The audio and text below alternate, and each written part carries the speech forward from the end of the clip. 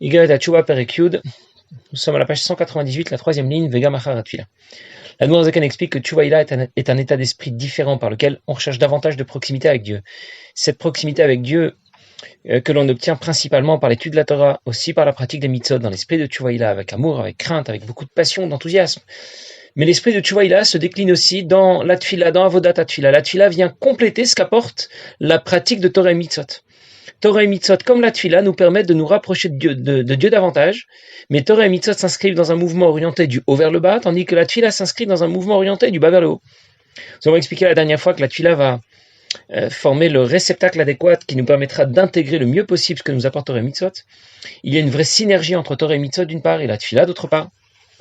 La Tfila va permettre de nous mettre à niveau pour profiter au maximum de ce que nous apporte la Torah que l'on étudie, de ce que nous apportent les mitzvot que l'on pratique. Et dans ce programme, le passage essentiel de la Tfila ne sera donc pas celui de la Hamida au cours duquel on demande ce dont on a besoin. Le passage essentiel de la Tfila sera celui plutôt des psuké des Imra, des brachot de Kirat Shema, depuis Baruch Shamar, Hodou, Baruch Shamar, Yishtabar, dans lesquels on évoque plutôt la grandeur de Dieu et sa puissance. Et tout cela nous amène évidemment à vouloir nous rapprocher davantage de Dieu. Dans la halakha, c'est écrit que lorsqu'on a besoin de quelque chose, il nous manque quelque chose dans l'un ou l'autre des domaines essentiels de la vie, Bnei Chayim Zoné, les enfants, la famille, la vie ou la santé, la parnassa, eh bien on doit s'adresser à Kadosh Baruch Hu et lui demander ce dont on a besoin. C'est ce que nous dit la halakha. Pourtant, dans le Zohar, c'est écrit que celui qui s'adresse à Dieu pour lui demander ce dont il a besoin, il ressemble à un chien qui aboie pour obtenir sa pitance. C'est pas très joli, n'est-ce pas? Alors décide, je dois demander à Dieu ce dont j'ai besoin ou je ne dois pas demander à Dieu ce dont j'ai besoin? Bien sûr, je dois m'adresser à Dieu et lui demander de m'apporter ce qu'il me manque. Mais il y a différentes façons de demander. Tu peux aboyer, mais gentiment, avec amour, pas comme un chien d'attaque, comme un chien de compagnie. Ça veut dire, dans l'exemple que je rapportais la dernière fois, les deux enfants appellent leur père. Et ils obtiennent tous les deux une rallonge, ils obtiennent leur virement. Mais ça ne s'est pas passé de la même manière. Le premier lui a parlé comme on parle à son banquier. Le deuxième lui a parlé comme on parle à son père. Les deux enfants ne se sont pas adressés à leur père de la même façon. Le premier ressemble vraiment au chien qui aboie dont parlait le Zohar. Et le deuxième, lui aime vraiment son père. Dans la Hallel, Télim Kuf Yutret, c'est écrit « Anna Hashem Oshiana » « S'il te plaît Hashem, sauve-moi, sauve-nous » Anna est écrit avec un Aleph. Aleph, ça veut dire Anna, s'il te plaît. Pourtant, dans le Télim Kuftet Zayin, c'est écrit Anna Hashem Kani Avdecha. Anna, cette fois avec un He, ça veut dire où es-tu Hashem? Où es-tu? Efoata. Anna Hashem Oshiana, c'est ce dont parlait le Zohar. C'est demander ce dont on a besoin comme un chien qui aboie. S'il te plaît Hashem, donne-moi ce dont j'ai besoin. Anna Hashem Oshiana. Anna Hashem Kani Avdecha, c'est complètement différent. Où es-tu Hashem? Je te recherche, je voudrais seulement te parler, je voudrais passer un peu de temps avec toi. La différence est dans l'esprit. Je vais vous donner un exemple. Il y a deux rois qui se rencontrent. Disons qu'il s'agisse du roi de France et du tsar de toutes les Russies. Et tous les deux font l'éloge de leurs soldats. Chacun des deux se vante du dévouement de leurs soldats. Et l'un dit à l'autre, moi mes soldats, je peux leur demander de se jeter à la mer, de donner leur vie, et ils seront prêts à donner leur vie pour moi. Et l'autre lui répond, le tsar lui répond, moi mes soldats, ce ne sont même plus des hommes, ce sont de véritables machines à avancer, des machines à tuer. Même si je leur demande de sauter dans le feu ou par la fenêtre, ils vont sauter dans le feu ou par la fenêtre. Alors ils se disent tous les deux, eh bien voyons si ce que tu racontes est vrai. Alors le premier roi appelle l'un de ses soldats et il lui dit, tu es mon soldat? Il dit, oui majesté. Eh bien écoute, dans ce cas, j'ai un ordre à te donner. Oui majesté, je vous écoute, je ferai tout ce que vous me demanderez.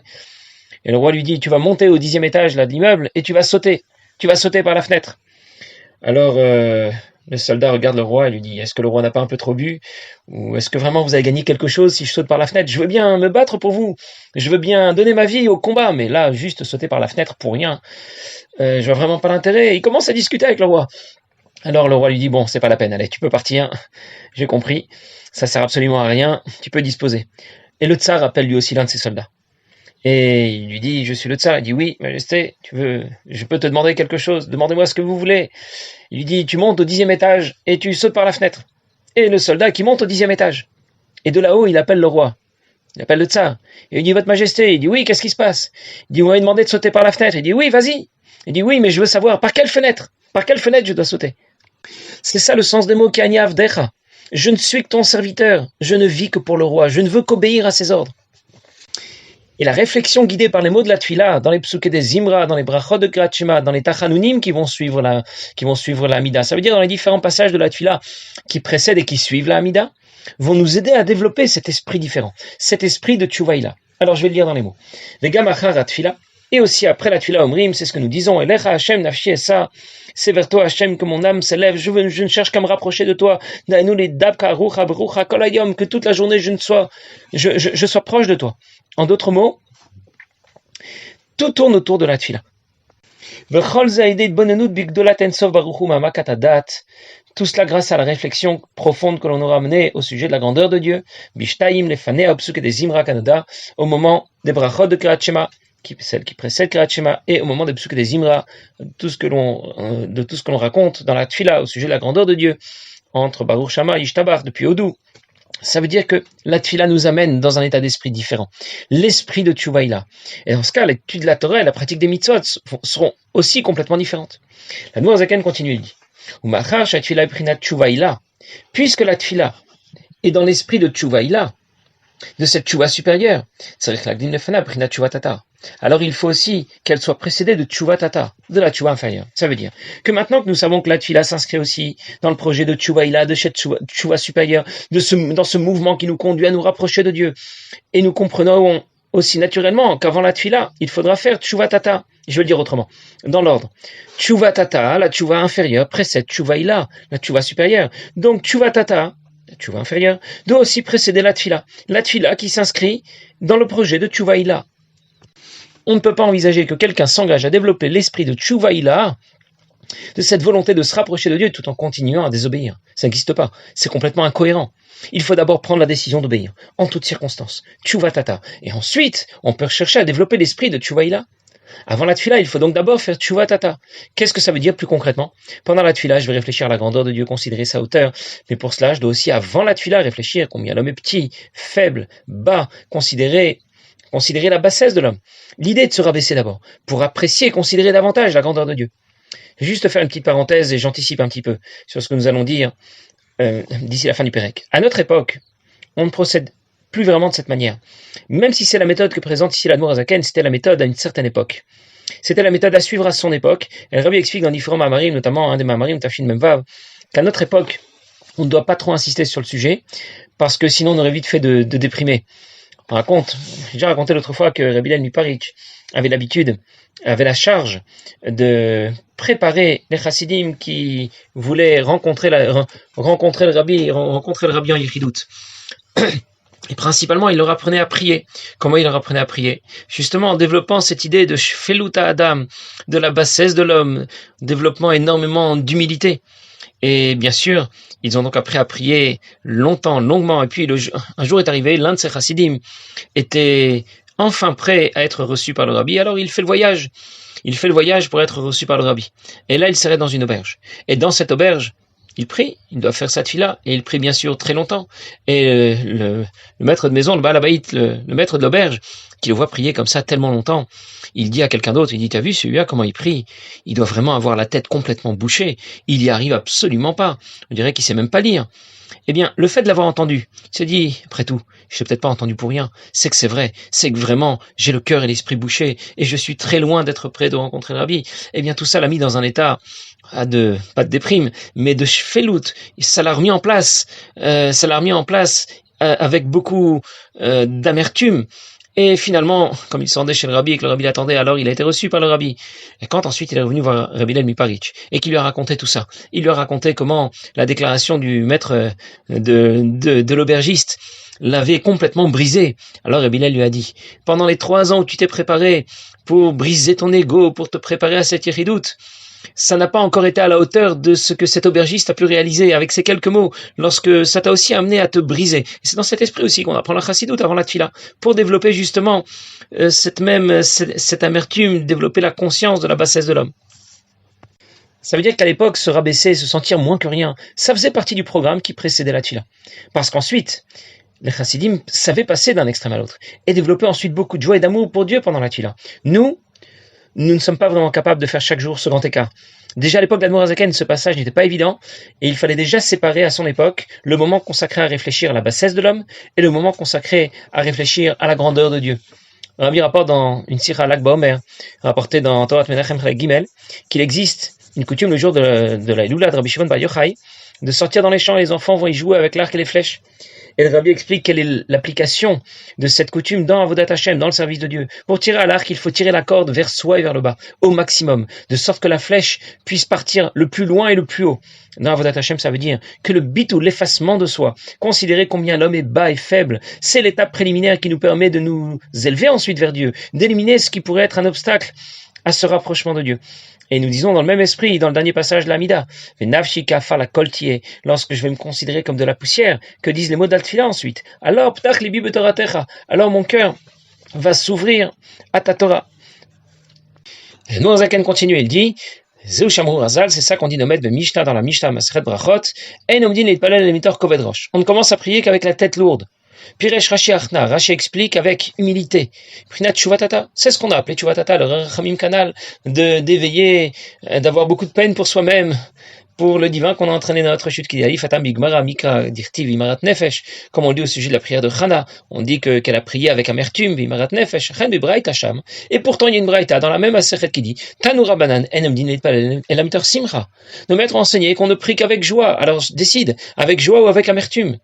Qu'en vérité, il faut savoir passer de l'un à l'autre. Et à notre époque orpheline, dit l'Admor Zaken. On n'est pas capable de faire ce grand écart et de faire que notre cœur puisse passer d'une amertume extrême à une joie extrême. Alors le conseil qui est donné, c'est c'est de faire tchouvatata ou tikkun chatzot, de sorte qu'il y ait un certain temps entre le moment où on développe l'esprit de tchouvatata et celui où on va prier, on va développer l'esprit de tchouvaïla. Ou celui qui n'est pas capable de procéder de cette manière chaque nuit, alors au moins alors au moins qu'il le fasse le jour qui précède Shabbat, dans la nuit de jeudi à vendredi. Je vais reprendre ce que vient de nous dire la Noazaken. On doit se préparer avant la tuila, mais comment procéder exactement? La Mishnah dit dans Maseret Brachot, ça veut dire qu'on ne commence à prier qu'avec la tête lourde. Ça veut dire beaucoup de sérieux, plein d'amertume. Qui je suis déjà pour oser m'adresser à Hachem? Est-ce qu'Hachem va seulement accepter de m'écouter? Rashi explique. Qu'est-ce que ça veut dire Kovedrosh? Achna, l'humilité, ça veut dire c'est se sentir nul, moins que rien. Combien je connais la Torah déjà? J'apporte quoi à Kadosh Baruch Hu avec mes mitzvot? Comment Dieu peut supporter de m'écouter prier? Vous voyez un peu dans quel état d'esprit la Mishnah nous recommande de nous préparer avant la tefila. C'est l'état d'esprit de Tshuva Tata, c'est la grosse déprime. J'ai vraiment de la peine pour moi, j'ai pitié de la situation spirituelle dans laquelle je me trouve. J'espère que Dieu aussi aura de la peine pour moi, qu'il aura pitié de moi. Et cet état d'esprit, c'était aussi celui de Chana quand elle a prié pour avoir un enfant. C'est écrit Vehimarat Nefesh, elle était ta mère. On apprend de nombreux halachot concernant la tefila, de la tefila Trana. On doit prier à voix basse, on doit être concentré. Et aussi, Barotiv Kevimarat Nefesh, c'est l'idée de prier dans cet esprit amer. Et à une certaine époque, c'était cette ambiance amère qui dominait avant la tefila. Comme Chana qui se trouvait dans le Mishkan à Shiloh, elle y vient pour prier pour avoir un enfant. Cet enfant, ce sera Shmuel Hanavi. Chana était elle-même une prophétesse, une Neviah, elle le savait. Elle avait donc de bonnes raisons d'être plutôt contente, d'être plutôt dans une grande joie. Mais elle savait pourtant aussi dans quel esprit il fallait prier. Mitor Kovedrosh, avec amertume. La Noir Zaken rapporte pourtant une braïta qui dit qu'on ne commence à prier qu'avec joie. Alors décide, dans quel état d'esprit je dois prier? Avec amertume ou avec joie? Et la Noir Zaken explique. À une certaine époque, on était capable de faire ce grand écart, de passer d'un extrême à l'autre instantanément, de l'amertume avant la tefila à la joie pendant la tefila. À l'époque de l'Admor HaZaken, c'était déjà plus possible. On doit prier avec joie, être content de savoir que Dieu est prêt à m'écouter, être heureux d'avoir l'occasion de s'adresser à lui, savoir que depuis que je me suis levé ce matin, il m'attend, il me sourit, il attend seulement que je lui parle, peu importe où j'en suis, dans quelle situation spirituelle je me trouve. On ne peut donc pas immédiatement avant la tefila développer un esprit d'amertume, de kovedrosh.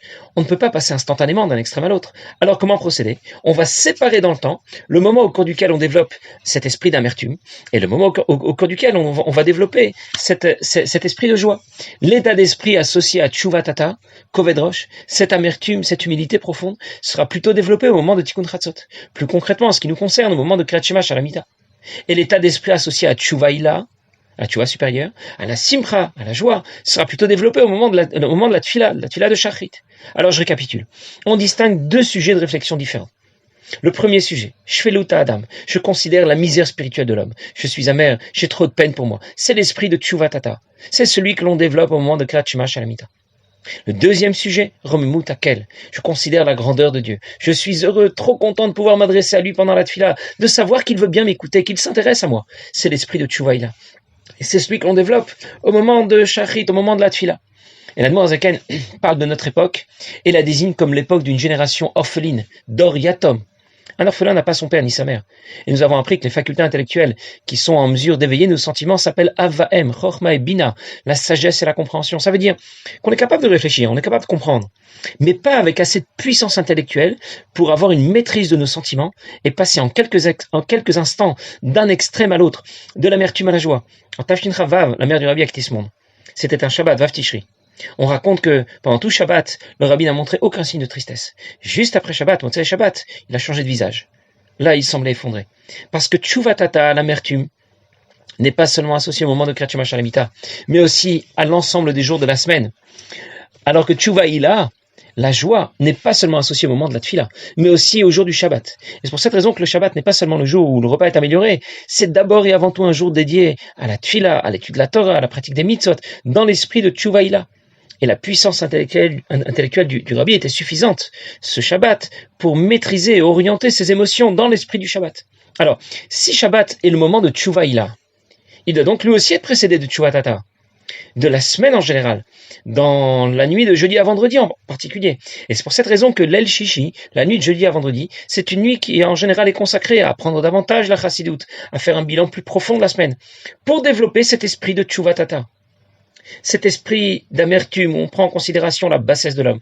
Parce qu'ensuite vient Shabbat, Shabbat au cours duquel on cherchera plutôt à développer l'esprit de Tchouvaïla. Le Rabbi précise qu'à l'époque de l'Admor Zaken, on pouvait insister et développer l'esprit de Tchouvatata au moment de Tikkun Chatzot, de Kriyat Shema Shalamita, ou bien de jeudi soir. Mais à notre époque, on n'insistera pas trop sur ce sujet.